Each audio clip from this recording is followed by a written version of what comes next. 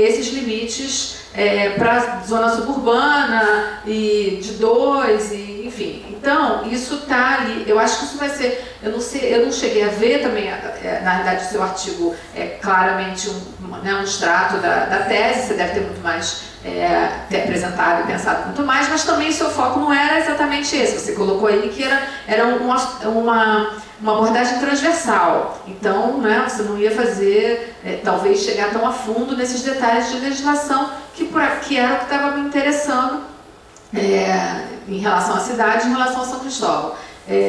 Então, eu acho que isso pode ser, assim, com algum desdobramento, caso você vá continuar trabalhando com isso. Eu acho que ali tem uma questão bem interessante que, enfim, eu já quis voltar a esse assunto, mas, enfim, vou por outros caminhos e não voltei.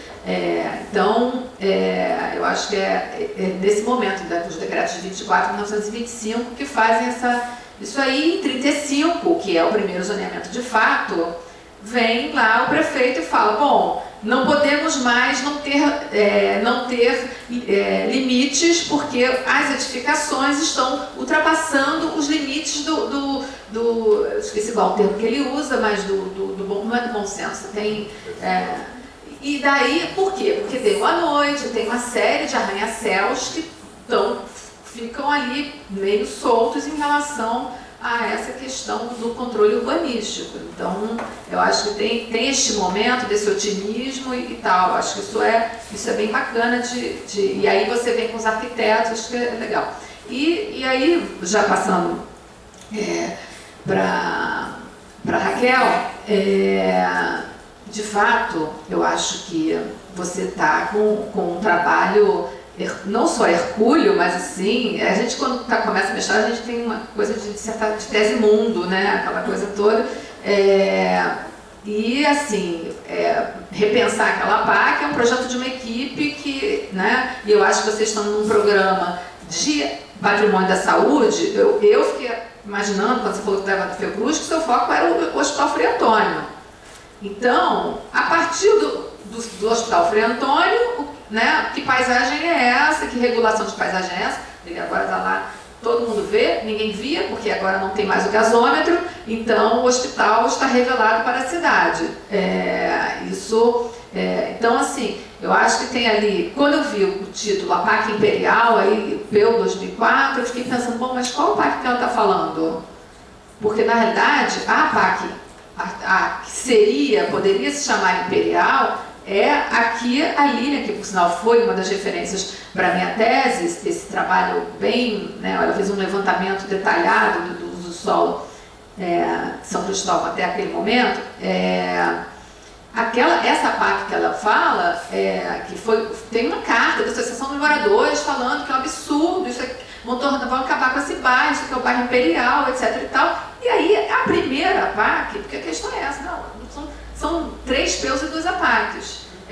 A primeira PAC é uma PAC que torna tudo residencial, como se São Cristóvão fosse um bairro residencial. E então, assim, uma elitização, e aí você vê que tem toda uma linguagem, né, nessa documentação de assim, não, isso aqui é um bairro imperial, etc. E tal. Então, assim, e aí congelou o bairro, inviabilizou. Então, assim, essa questão da legislação e aí, muitas vezes, propõe, mas não acontece. É pior a emenda que o soneto. Depois aí vem a de 90, e aí o PEU de 90, e você tem essa PAC de 93, que é a PAC que não é conjugada com esse PEU. A questão é essa. Esse PEU tinha que ter saído com uma PAC nova. E não houve fôlego, tempo, e tinha outros interesses e conflitos de interesse que fez com que ela ficasse lá e existe uma revisão que não está aprovada. Então, é uma complicação quem quiser construir São Cristóvão no momento. E daí, então, você está falando de a PAC Imperial, mas entendeu? A Imperial mesmo é aquela lá de trás. E essa PAC, ela está defasada desse PEU, entendeu? Ele está ali assim, ela está temporária, ela diz, até que se faça a nova revisão, ela está valendo. Mas então você não pode associá-la a este PEU, tem que tomar um certo cuidado aí, né? Eu acho que é muito fôlego para a abrangência do seu trabalho, especialmente no programa que eu acho que você poderia estar valorizando, mas aí, enfim, não quero me meter na dissertação em si, mas assim, para quem né, pesquisou a fundo e depois ainda ficou trabalhando nessa questão da PAC, como o André disse, que é um imbróglio gigantesco. Então, assim, você pensar em propor parâmetros, tudo bem ali no entorno do hospital, que eu acho que seria já uma contribuição super legal. E ainda tem que conjugar com o diretor novo, né? Porque nenhuma das duas conjuga com o claro, mas no meio tempo, em 2011, tem um novo plano diretor. Então, assim, não existe mais tutelado. sim, aquela linguagem toda caiu, toda aquela nomenclatura, enfim. Enfim, é só uma contribuição, não é nem, é mais para pensar. É só também uma complementação do que a Andréia está falando sobre a legislação de 24, 25, que em 1928 tem o decreto-lei que permite o parcelamento da propriedade. Mas então isso é que vai fazer com que realmente, porque quem teria fôlego para ter um terreno e construir um prédio de 6 pavimentos, por exemplo? E também a questão do concreto armado, né? Que é final da década de 20, né? Pega lá.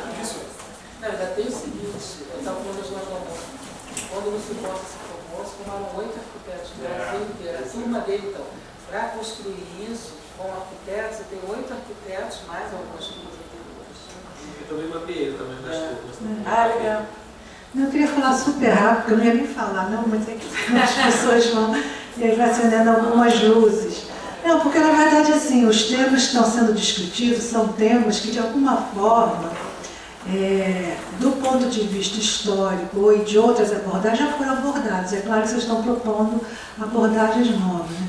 Mas o que eu acho que, pegando carona principalmente no que a André falou e na própria ali, a gente tem uma questão na cidade, e eu acho que também, né, serve para a pesquisa da Fabiana, da Paula e do Sérgio, como a sua e como a sua, você tem quando você cita até inclusive Curras, né, que ele fala, você tem um problema, o arquiteto tem um problema a resolver, mas tem um problema a resolver dentro de um quadro normativo, que eu acho que é isso que às vezes a gente esquece muito, e como eu também, né, tive um período grande de pesquisa sobre legislação urbanística aqui no Rio de Janeiro, o que a gente percebe é que muitas vezes a cidade ela vem pré-desenhada, principalmente a morfologia urbana, né? E no caso do Rio você tem um desenho, no Portas falava muito, você tem um desenho de chão que é dado pelos PAs e depois a legislação, que apesar de não ser desenhada, ela deveria ser, mas ela, ao você, aos técnicos, quando você estabelece parâmetros, seja afastamento frontal, gabarito, altura,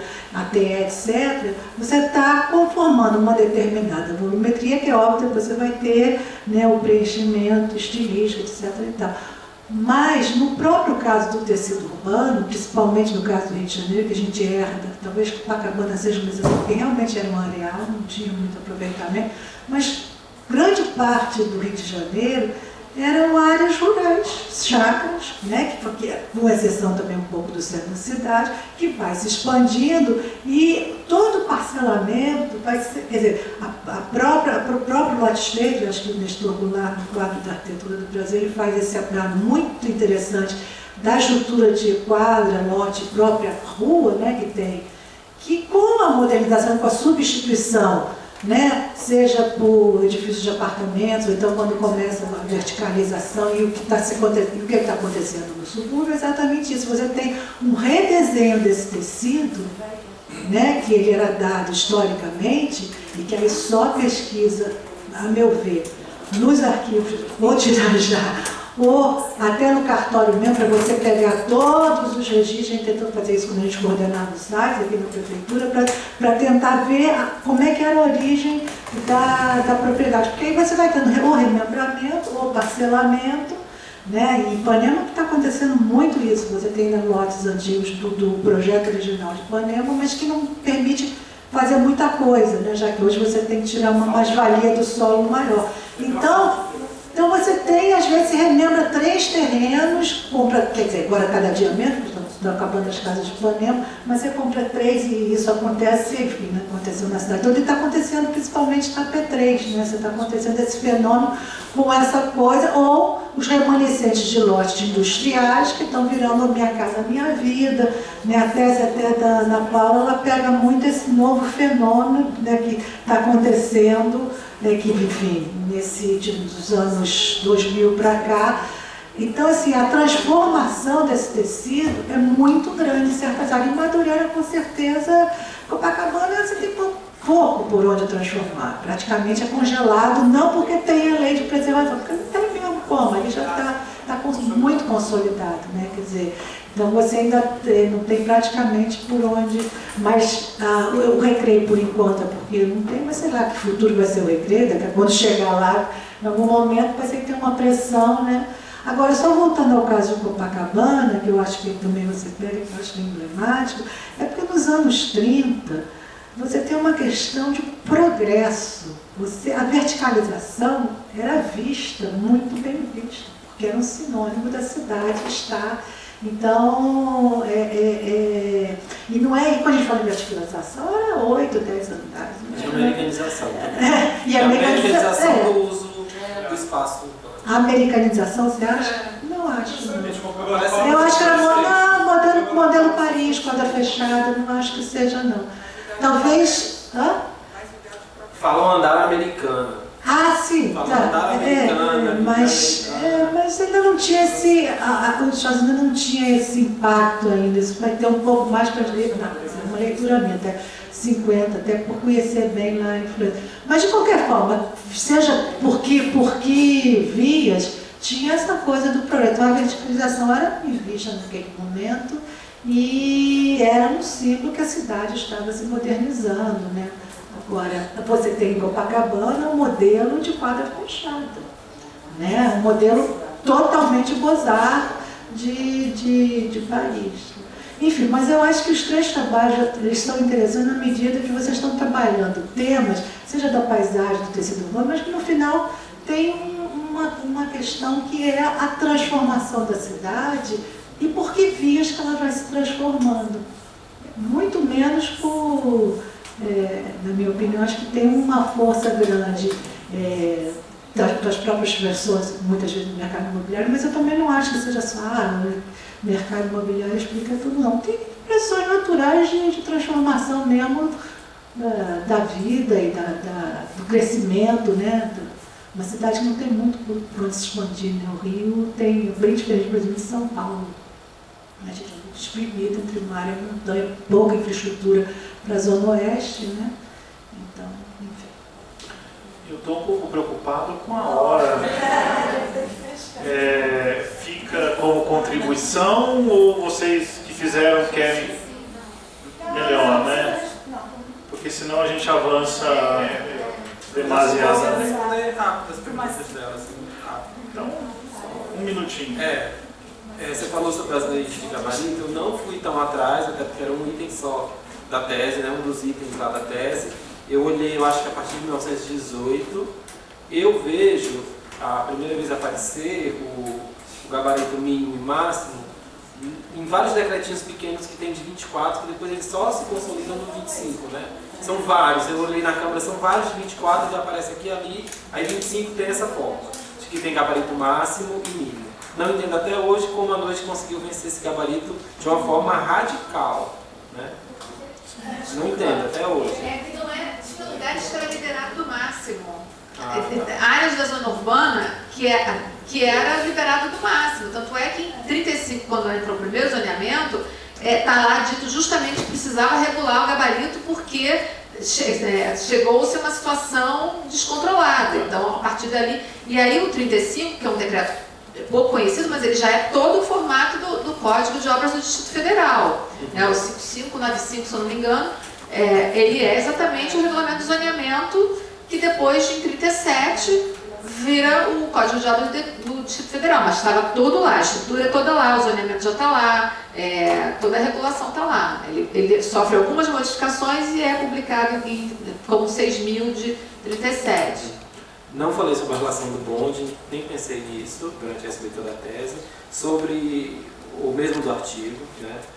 Sobre o decreto de 25 tem na tese, mas não entrei no texto, eu vou reforçar a coisa do decreto de 25, está tudo isso também, a mesma coisa está no primeiro capítulo, a descrição do decreto de 25, do decreto também a lei de 35, também está lá. Tem uma coisa que você falou, a fachada também, em 25, era controlada. Tinha um detalhe lá da legislação que falava que a cada 10 metros de fachada você tinha que recuar ou sobressair 10 metros. Então o controle da forma urbana também acontecia no plano da fachada.